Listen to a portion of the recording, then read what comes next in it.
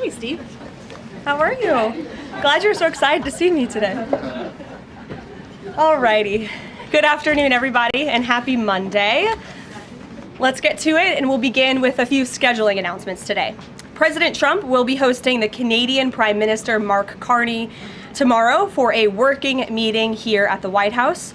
On Thursday, the president will host his 8th cabinet meeting alongside his incredible team. Also on Thursday afternoon, President Trump will host the president of Finland, Alexander Stubb, for a working meeting here at the White House. The president also wanted me to relay his congratulations to Japan for electing their next prime minister, a highly respected person who also happens to be the first female to hold the position for our great ally.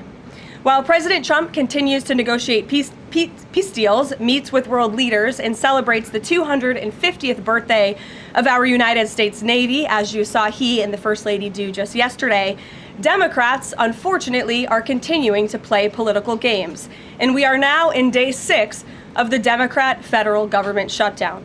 Millions of American federal workers are under enormous financial stress as a result, wondering how they will pay their bills and take care of their families.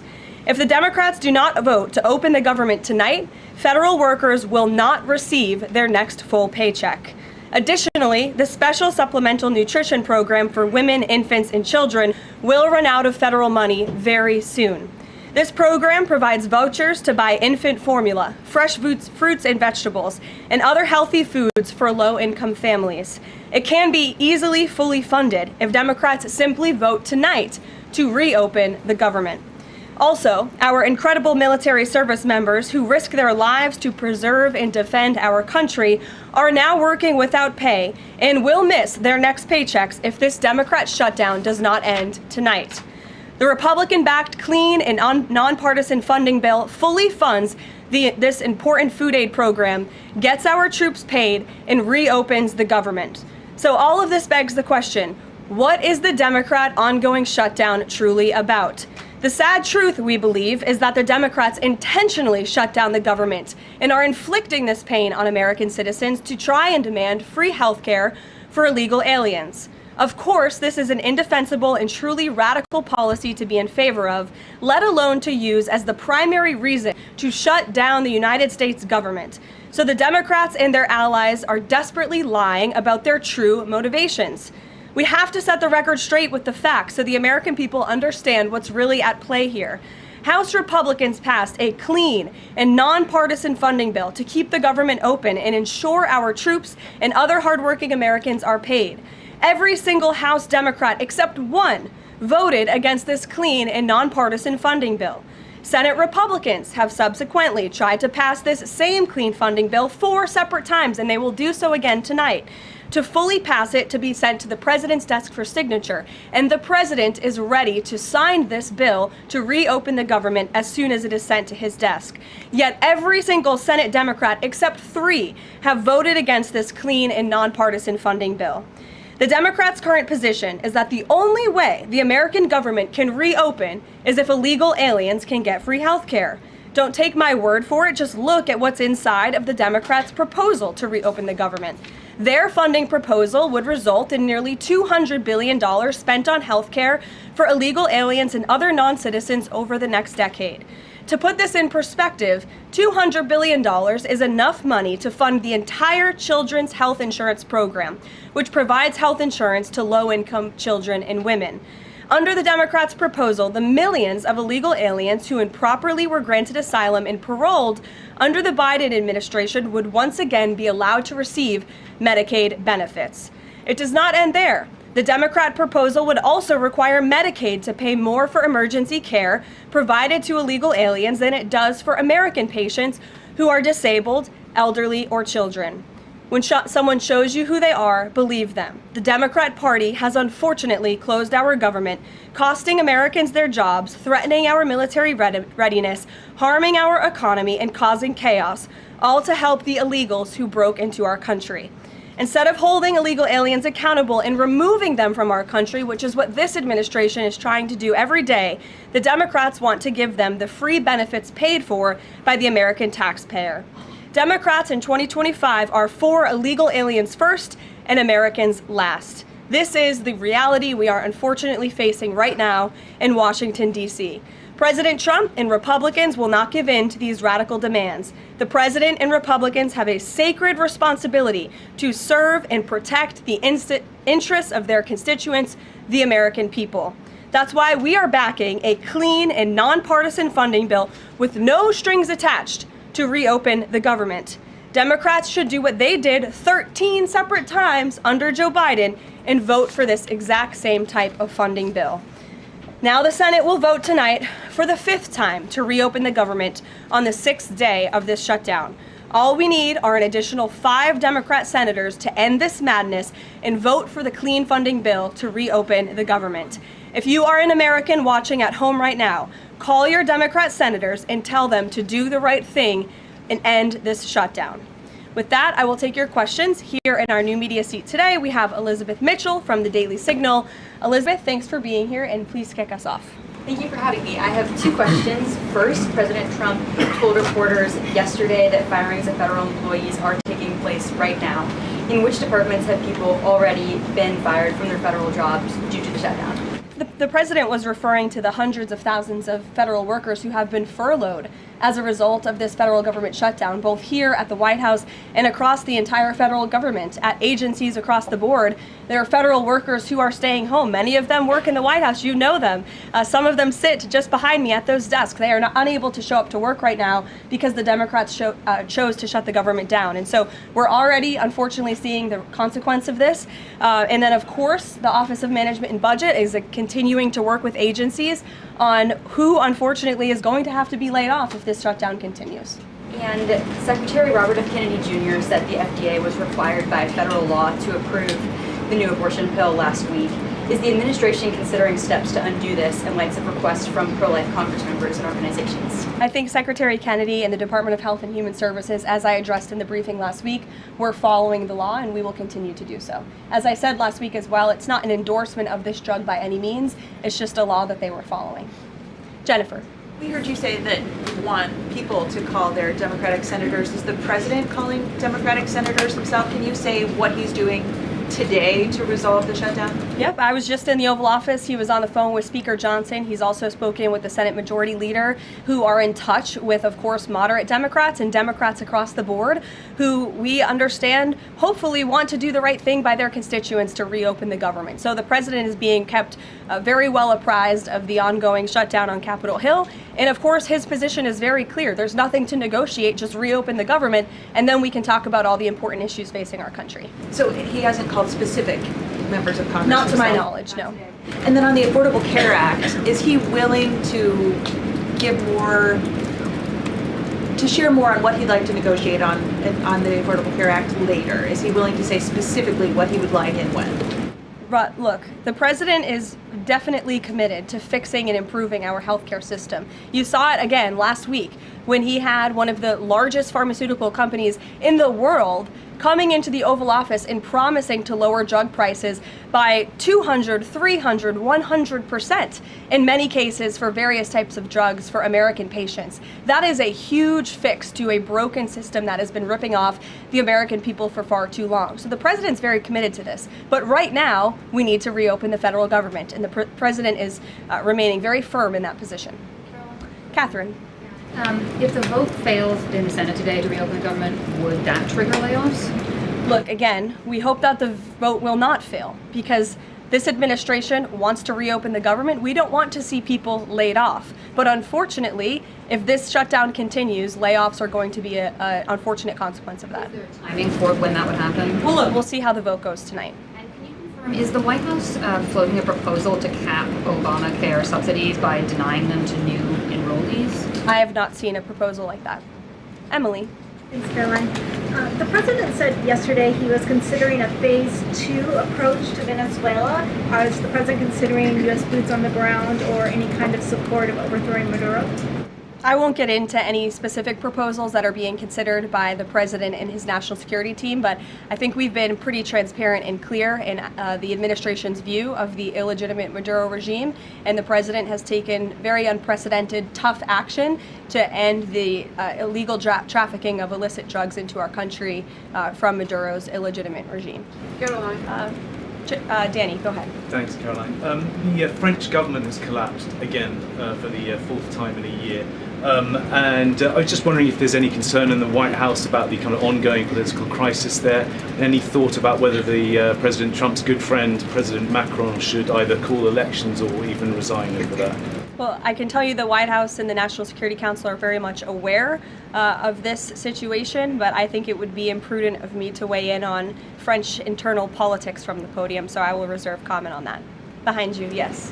What is President Trump's expectations for talks today and I guess this week in Egypt? And is there a new timeline that the president is giving all sides to reach an agreement? Yes, there are technical talks happening right now in Egypt amongst Special Envoy Witkoff and Mr. Kushner, as well as their respective parties from all sides. What we saw take place on Friday, and I have not commented on that from the podium yet, is truly remarkable. You've seen all sides of this conflict agree that this war needs to end and agree to the 20-point framework that President Trump proposed. It's an incredible achievement, and the administration is working very hard to move the ball forward as quickly as we can. The president wants to see a ceasefire. He wants to see the hostages released, and the technical teams are discussing that as we speak to ensure that the environment is perfect to release those hostages. They're going over the lists of both the Israeli hostages and also the political prisoners who will be released, and those talks are underway, and the president is very much on the ball and is being apprised of this situation. The president has given a Sunday evening deadline. Obviously, the negotiations have extended that, I imagine. What is that new deadline? Does the president have a time frame in mind to see this phase implemented? Well, the Sunday evening deadline was to hear back from Hamas on the proposal one way or another. And of course, on Friday, Hamas put out a very clear statement in the president's view that they accept the president's framework, and that's why those technical talks are now underway. But again, we want to move very quickly on this, and the president wants to see the hostages released as soon as possible. Steve. How long do you expect those technical talks to last, Caroline? I don't want to draw a red line up here, Steve. Of course, it's very important, as I just mentioned, that we get this done quickly. That's how the president's team feels, so we can get some momentum, get the hostages out, and then move to the next part of this, which is really ensuring that we can create a lasting and durable peace in Gaza, and ensure that Gaza is a place that no longer threatens the security of Israel or the United States. What do you expect to be on the agenda for the president's meeting with the Prime Minister of Canada tomorrow? I'm sure trade will be a topic of discussion tomorrow, and all of the other issues that are facing both Canada and the United States. I know the president looks forward to having that discussion with Carney in the Oval Office. Caitlin. Thanks, Caroline. I have two questions. On the layoff of federal workers, potentially, the president said yesterday that Democrats will be to blame if federal workers lose their jobs. Historically, though, in past shutdowns, workers have been furloughed, but they have not been laid off en masse. So wouldn't that be the president's call to lay people off? As I've said repeatedly, Caitlin, this conversation about layoffs would not be happening right now if the Democrats did not vote to shut the government down. And as I also said last briefing as well, we are $37 trillion in debt, and the government is not receiving any cash. So someone has to look at the balance sheet and be good stewards of the American taxpayer dollar. And layoffs are an unfortunate consequence of that. Term, for example. Well, as I'm telling you now, this administration is focusing on checking the balance sheet and ensuring we're doing the right thing by the American taxpayer. And again, these conversations about layoffs would not be happening in the White House today if not for the Democrat shutdown. And they have a choice to change that. They have another opportunity tonight to do the right thing to reopen the government. Joey. Judge over the weekend. Sorry, my second question. A federal judge over the weekend that the president had appointed to the bench in his first term in office basically argued that he could not deploy other states' National Guards to Portland. Basically said that it was untethered, his argument, to what is actually happening on the ground. Which local officials in Portland have said that the National Guard is needed there? With all due respect to that judge, I think her opinion is untethered in reality and in the law. The president is using his authority as Commander-in-Chief, U.S. Code 12406, which clearly states that the president has the right to call up the National Guard in cases where he deems it's appropriate. And if you look at what has happened in Portland, Oregon, for more than 100 nights, I was talking to our law enforcement team about it this morning, for more than 100 days, night after night after night, the ICE facility has been really under siege by these anarchists outside. They have been disrespecting law enforcement. They've been inciting violence. We saw, again, a guillotine rolled out in front of this federal building. And so the president wants to ensure that our federal buildings and our assets are protected. And that's exactly what he's trying to do. And ultimately, in the case in Los Angeles, that judge ruled in the Ninth Circuit, that panel of judges ruled that those troops could remain and that the president was well within his authority to do so. So we are appealing that decision. As you know, we expect a hearing on it pretty quickly, and we're very confident in the president's legal authority to do this, and we're very confident we will win on the merits of the law. But no local officials that you can point to that have said we need the National Guard? Because I spoke to the police chief of Portland last week. He said that the president's claims just don't match up with what's happening on the ground. I would encourage you as a reporter to go on the ground and to take a look at it for yourself, because there's been many members of the press, not press in this room, but independent journalists, some of whom we'll be inviting to the White House very soon to share their stories, because they have been in the middle of these riots and they have witnessed the anarchy that is taking place night after night. It's on video. You should play it on your show. You have a great opportunity on prime time on CNN to show your audience. Yeah, but you're probably talking to partisan Democrat officials who are opposed to everything this president does.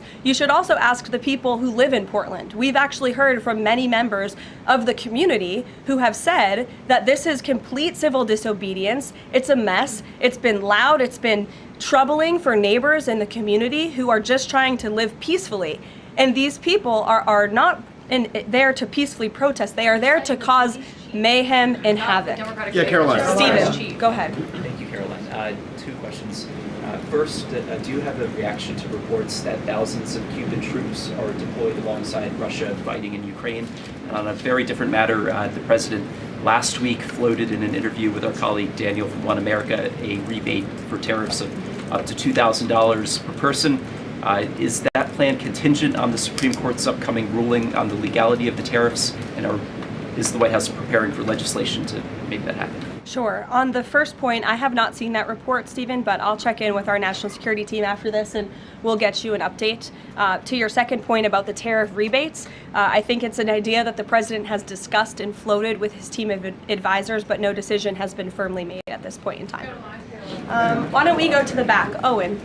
Good afternoon. Good afternoon. A few days ago, President Trump demanded Jay Jones of Virginia get out of the race for condoning political violence in a text message against a Republican politician a few years ago. He hasn't left the race. He hasn't dropped out. What's the president's reaction? Well, as you know, I'm not at liberty to discuss political races from the podium. I think the president himself made his position very clear, and I think anyone could agree the messages that were sent by this Democrat nominee for Attorney General in Virginia are really shocking, alarming, and completely unacceptable. He was threatening to kill his opponent and his opponent's children, and that type of rhetoric has zero place in our country, and the president was absolutely right to condemn that. One more, please. Sure, go ahead. Thank you. The Democrats have questioned and scrutinized the president's comments about using potentially the military, American cities, as training grounds for the military.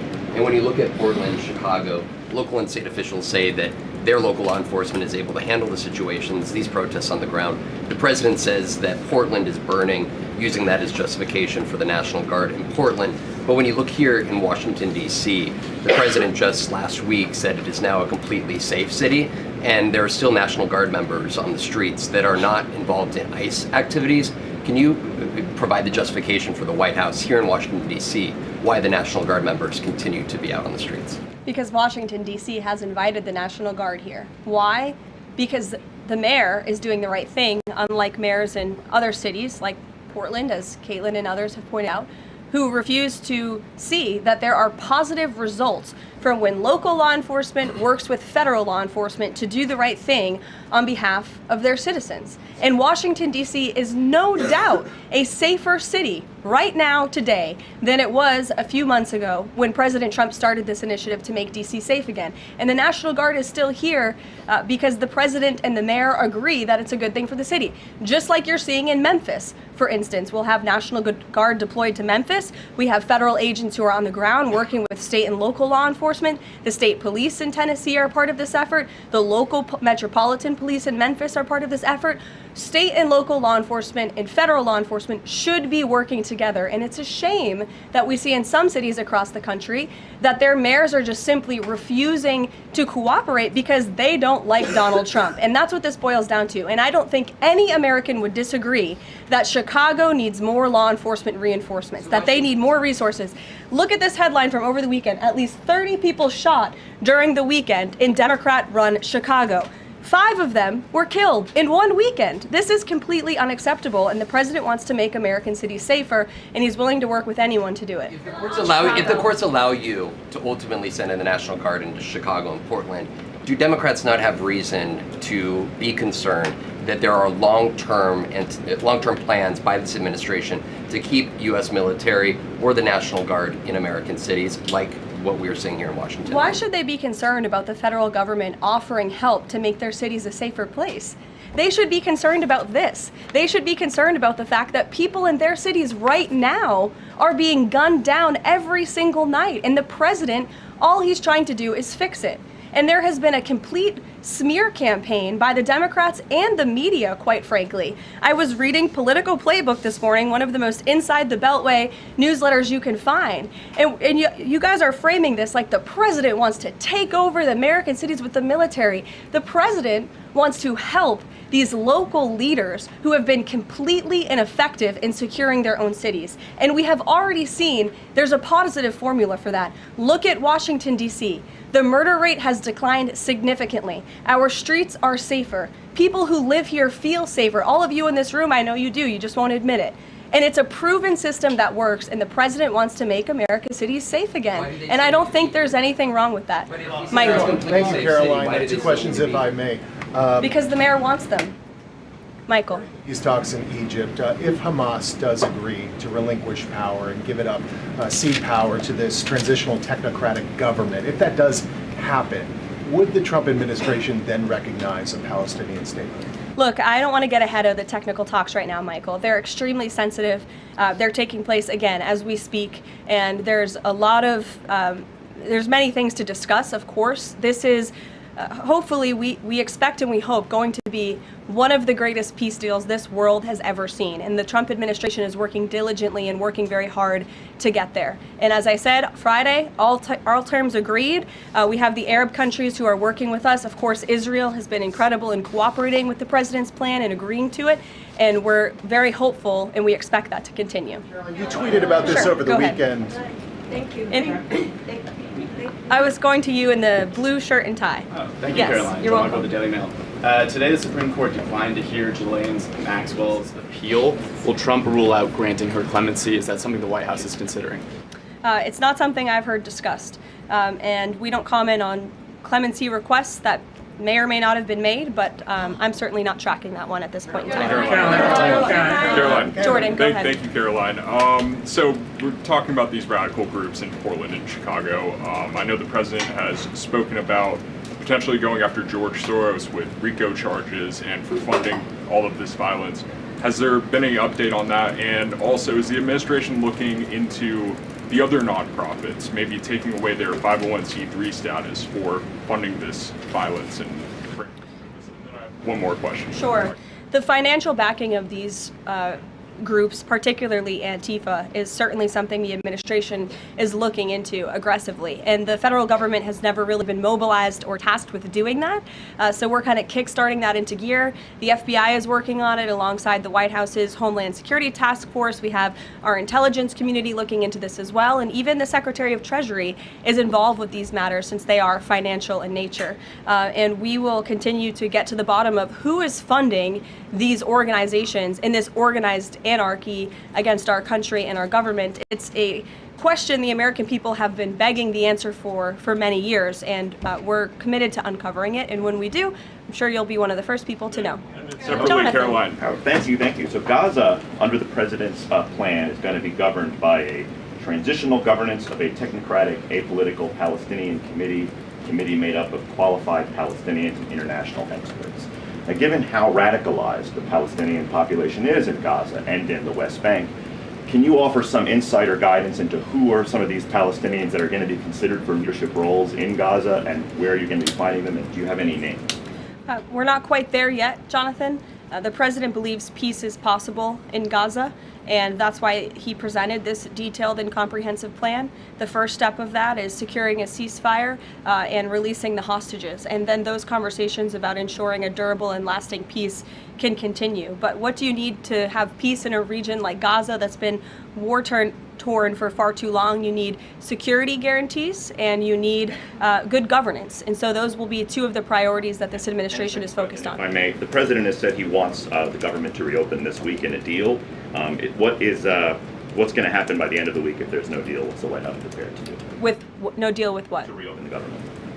Look, as I said, unfortunately, there's going to be a lot of pain inflicted. There already is on the American public, on our troops who are not being paid, again, on women and young children who depend on critical food assistance. We hate to see this. And in fact, the Office of Management and Budget is trying to do everything they can to find funds to get out the door for these vulnerable populations in our country. Again, we shouldn't be having to do that. The Democrats have a chance to change course tonight. I believe the vote's taking place at 6:30, and we urge Democrat senators to vote to reopen the government and to do the right thing. Thanks, guys.